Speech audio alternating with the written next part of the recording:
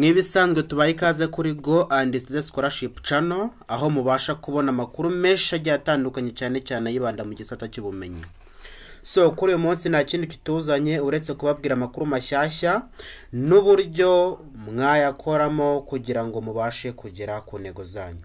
Hano hari kaminuza ya Kibagura Polytechnic yatanze amahirwe aho yatanze scholarship gusa iri pasho iri mu gisata cy'ubuzima aho yatanze scholarship kuri aya department agiye atandukanye: Bachelor of Science in Anesthesia, Bachelor of Science in Dental Therapy, Bachelor of Science in Laboratory Sciences nanzi mesha agiye atandukanye. Iyi ni kaminuza twagiye tugarukaho kuri rwa rutonde rwacu twabakoreye rwa kaminuza 10 ndetse n'ukuntu zirankinze mu Rwanda. Twabonye ko Kibagura Polytechnic iri ku mwanya wa 5 twifashishije education ranking in Rwanda 2025. Icyo cyegeranyo twarakibakoreye mwaranakibonye, niyo mpamvu tunabasaba kugira ngo abantu benshi mugenda mwifuza kumenya amakuru agiye atandukanye ku makaminuza agiye atandukanye ko mwazajya mukireba rwose nta kibazo.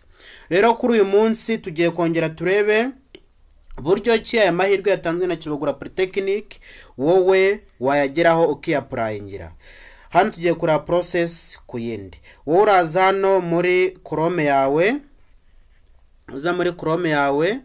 uraza hano uhite wandikamo Kibagura Polytechnic byonyine. Rero tugera kuri iyi poto, urabona iyi poto ngira ngo urayibona hano Kibagura Polytechnic.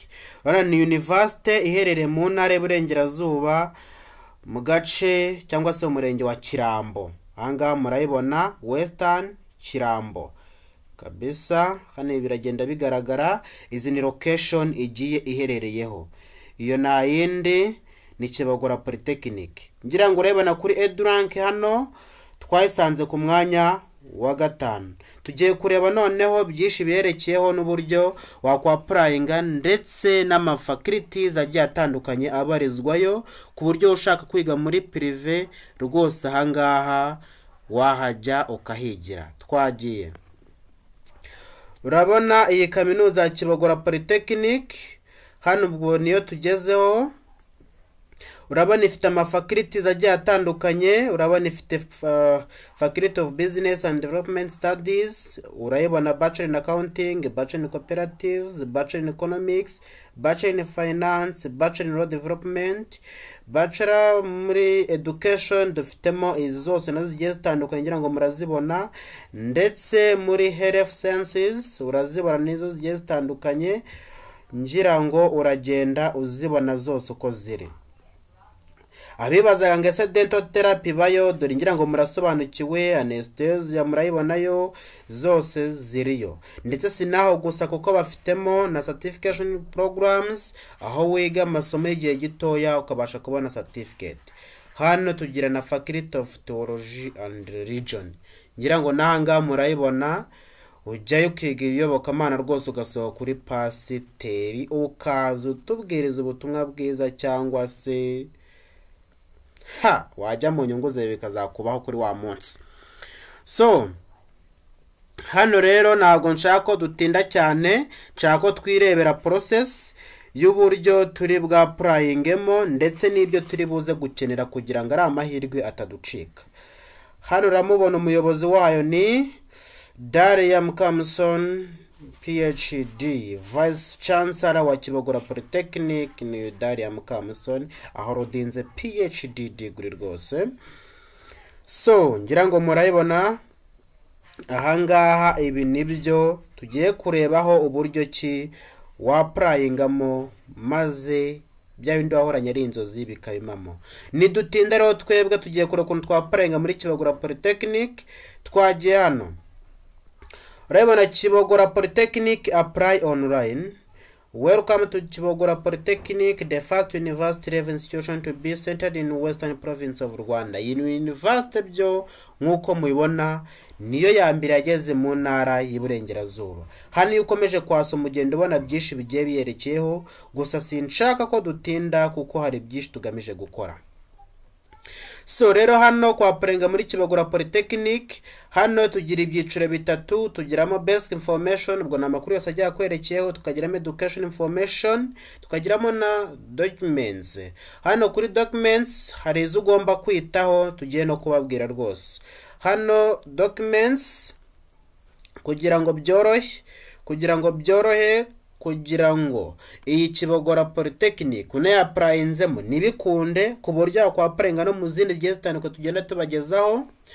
Hano ukwiye gushaka dokima nyinshi zitandukanye. Izo dokima ugomba gushaka na zindi wowe fata ID yawe uyifotore. Okay, ufate ifoto ya passport, ufate academic transcripts kuva senior 4 kugera senior 6 ndetse na result slip.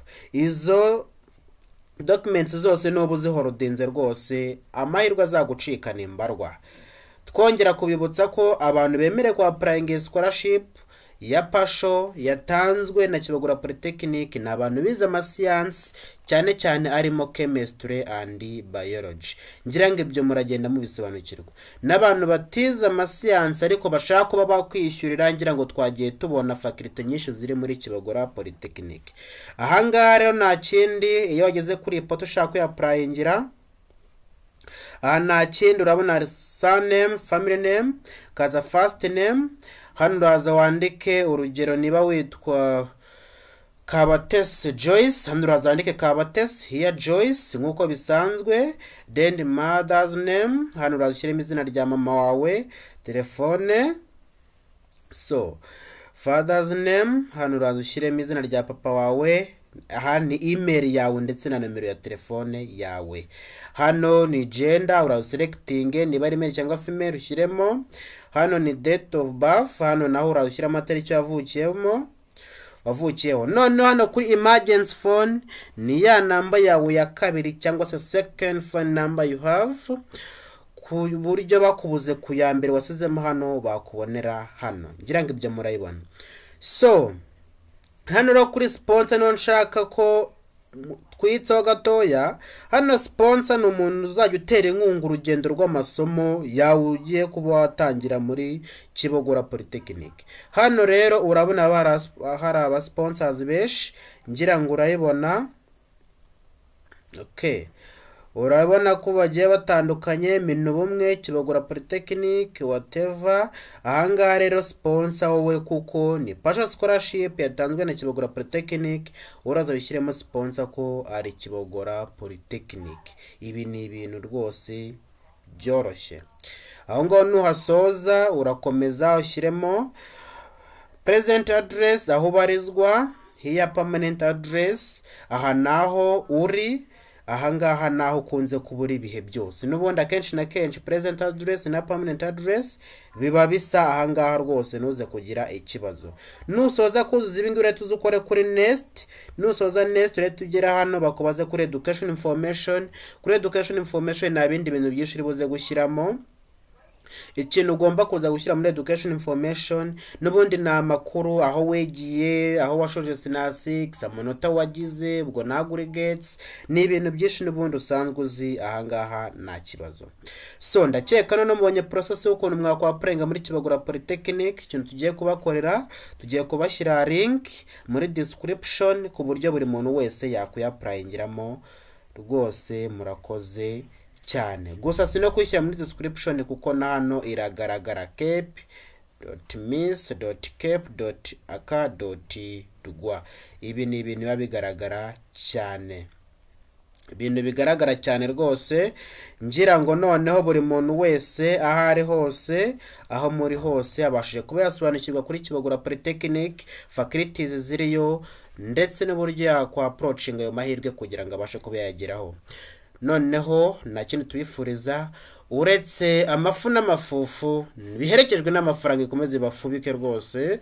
Ahasigaye tujye tubana mumeze neza rwose. Mukomeze mukore subscribe, iyi ni channel yanyu, kandi na channel yacu, twese turebe ko twabona ubumenyi buhagije buzatubeshaho none n'ejo hazaza. Komeza ukore subscribe, ukore share kuri iyi video igere kuri benshi bifuza aya mahirwe. Sawa, murakoze cyane.